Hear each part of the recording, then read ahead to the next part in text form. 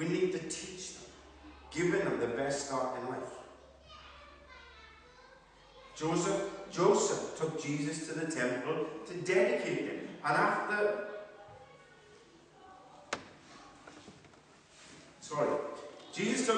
Joseph took Jesus back to the temple to dedicate him and to offer him back to the Lord. Now the custom in them times was the firstborn son goes back to God. Hannah is a perfect example with Samuel. But you need to realize this is the Son of God.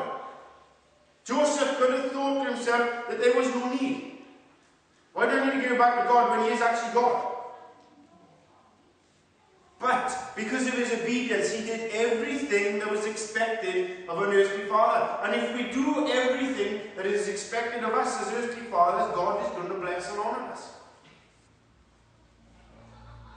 We should dedicate and commit our children to the Lord. And no matter how out of control they get, God will not abandon them.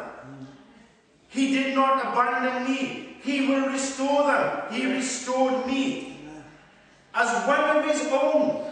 See, I am living testimony that even though children may look like they're going off the track, if they're out of control, God is a God who will restore them. If you train them in the ways of the Lord, he will not depart from them. The principles you put into them, it will not depart from them. When they watched you but didn't say they were watching you, it will all come back. The prodigal son is a prime example. You know what? He took him to the belly of losing. He'd lost it all. But he recalled. Yeah. He recalled about his father's house. Yeah. He remembered watching his father. He remembered the things that went on in his father's house. And you know, there are times where you have to be brought as a child who is out of control to your knees where you have nothing left and no one will give you anything before you recall what you saw as a child.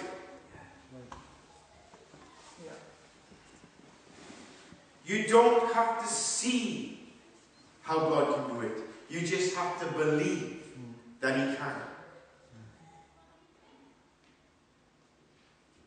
Thirdly, Joseph was an obedient man.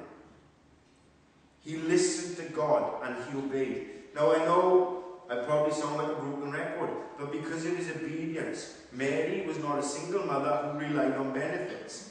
He married her. He made an honest woman of her. He raised the child in a loving family environment.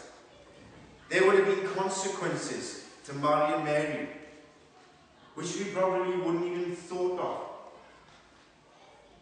Because she was already pregnant.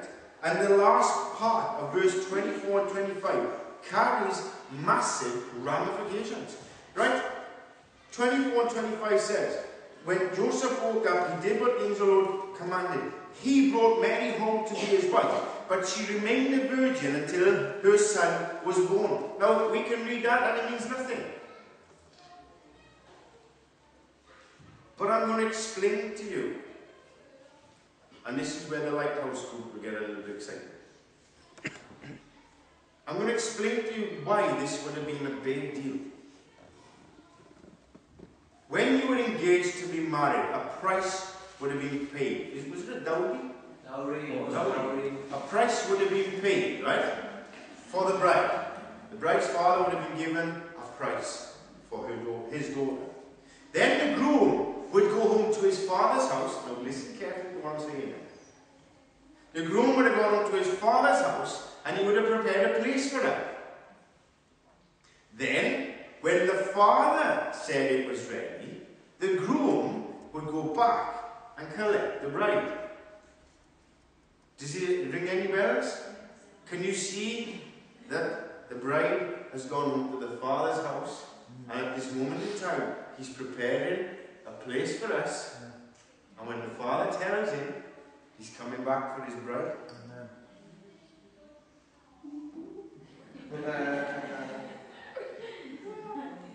Now, once the couple were married, they would go into their tent and they would consummate the marriage. while they were consummating the marriage, the family would have been outside the tent, waiting. Come on, son. We've got a party to go to. And all of a sudden then, once the marriage is consummated, I don't want to pray off dinner, but they would have brought out a blanket with the blood on it, because she was a virgin. Joseph couldn't do that, because she remained a virgin until Jesus was born. So, see, the family, he says, he married her. So the family would have been outside the tent, and Joseph would have come out and said, sorry, I'm not bringing anything out. The family would have known instantly that there is something wrong here. And the first thing they would have thought of is, that girl's pregnant. My son has just married a pregnant girl. And then there would have been dishonour, and there would have been family riots, and there would have been chaos. And you know what? Joseph knew that before going into it. And he was still prepared to go through with it. He did what was right in the eyes of God. Yeah. And see, when you do things that is right in the eyes of God, it may have all kicked off with his family. There may have been a full-scale riot. But you know, when you do things that's right in the eyes of God, God restores everything back to you. Yeah. Because when they lost Jesus, where did they think he was? With the family and friends. So there must have been a restoration. If they thought that Jesus was with their family, God must have restored that family. Yeah. So whatever you do, when you're doing it in God's eyes and you're doing it for God's glory, no matter what goes on around you, no matter what people think, say or do to you, God will always restore you. Always restore you. He was willing to pay the price, no matter what the cost. Also, his obedience kept Jesus alive. And you know, these are big things. You think about it, every time God told him to move, he could have thought, here we go again. Is this how it's going to be? But he didn't. We don't read that he moaned, groaned, or complained. When God asked him to do something, he did it. And you know, we've got to stop moaning, groaning, and complaining. I moaned, groaned, and complained when God told me about Joseph. And then I realized I've got to stop moaning, groaning, complaining, do what God has told me to do, and he will then direct it. It's time for us to do what God expects us to do. Finally, so you got, he's a just man. He was a godly man. He was an obedient man. Finally, he was a family man. Jesus was known as, in Matthew 13:55, he was known as the carpenter's boy. Isn't he the carpenter's boy from Nazareth? So what does he think he's doing all this stuff?